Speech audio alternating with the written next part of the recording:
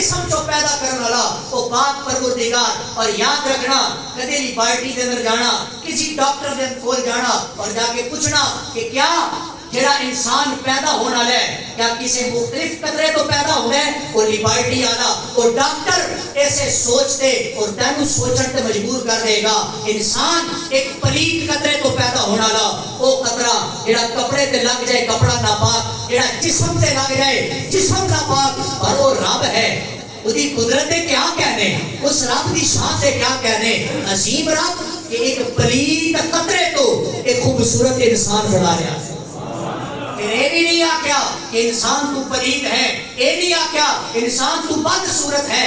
خوبصورت بنا کے رب قرآن جو کہتا ہے انسان لقد خلقنا الانسان فی احسن تقویم, وہ پلید قدرے تو پیدا ہونا رہے انسان اسا تانوں بڑا حسین بنایا, اسا تانوں بڑا خوبصورت بنایا ہے.